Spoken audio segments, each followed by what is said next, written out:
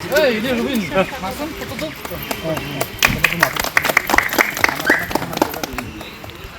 Marcelo.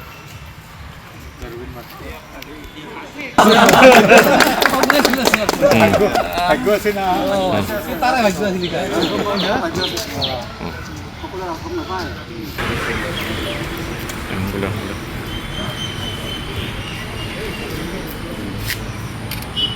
ৰাজ্যত এফালে ৰঙালী বিহুৰ উৎসাহ আৰু আনফালে পঞ্চায়ত নিৰ্বাচনৰ গৰম বতাহ।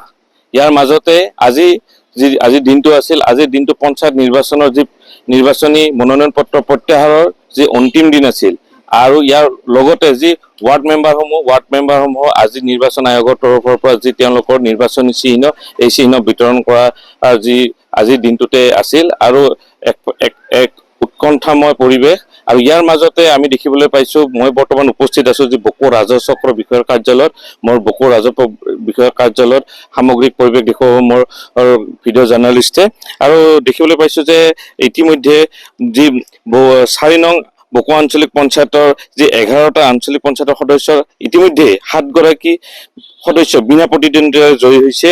আৰু মোৰ লগত এতিয়া উপস্থিত আছে জিতুল চন্দ্ৰ ৰাভা। তেওঁ যি 24 নং দক্ষিণ বকো গাঁও পঞ্চায়ত সমষ্টিৰ পৰা ইতিমধ্যে বিনা প্ৰতিদ্বন্দ্বিতাৰে জয়ী হৈছে।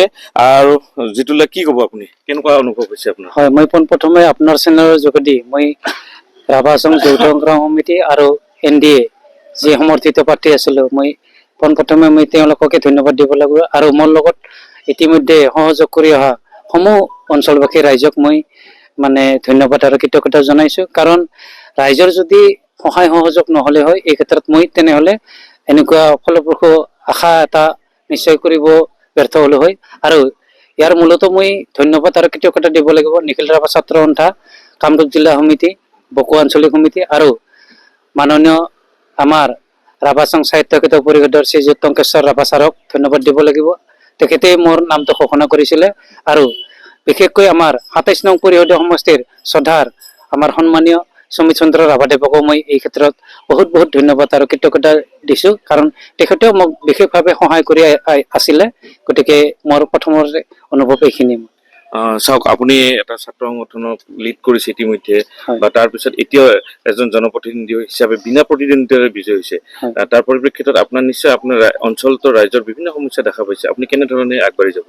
হয়, এই ক্ষেত্ৰত ৰাইজে মোক যিখিনি দায়িত্ব দিছে, এতিয়া জনপ্ৰতিনিধিৰ নিচিনা দায়িত্ব এটা দিছে। মই পূৰ্বতে যদিও মই ছাত্ৰ সংগঠনৰ লগত আছিলোঁ, সেই ছাত্ৰ সংগঠনৰ জৰিয়তেও কিন্তু মই ৰাইজৰ লগত সেৱা কৰি আহিছোঁ। কিন্তু মই আজিৰ তাৰিখত যি গতিকে ইলেকশ্যন খেলি মই নিৰ্বাচিত হৈছোঁ, বিনা প্ৰতিদ্বন্দ্বিতাৰে হ'লেও মই নিৰ্বাচনত সফল হ'লোঁ। কিন্তু মোৰ দায়িত্ব দুগুণ বাঢ়ি গ'ল। ছাত্ৰ সংগঠনত যিমানখিনি দায়িত্ব আছিল তাতকৈ মোৰ দুগুণ দায়িত্ব বাঢ়ি গ'ল বুলি মই অনুভৱ কৰিছোঁ। এইখিনি মই ক'বলৈ। হয়, এয়া হ'ল জিতুল ৰাভা। তেওঁ ইতিমধ্যে বিনা প্ৰতিদ্বন্দ্বিতাৰে জয়ী হৈছে। তেওঁ পূৰ্বতে তেওঁ যি নিখিল ৰাভা ছাত্ৰ সন্থাৰ বিভিন্ন স্তৰত তেওঁ দায়িত্বভাৰ গ্ৰহণ কৰিছিল আৰু তেওঁ সুচাৰুৰূপে দায়িত্ব গ্ৰহণ কৰিছিল। আৰু তাৰ পিছতে আজিৰ দিনটোত আমি জানিবলৈ ইতিমধ্যে ঘোষণা হোৱা অনুযায়ী আমি জানিব পাৰিছোঁ যে বিনা প্ৰতিদ্বন্দ্বিতাৰে জিতুল ৰাভা জয়ী হৈছে।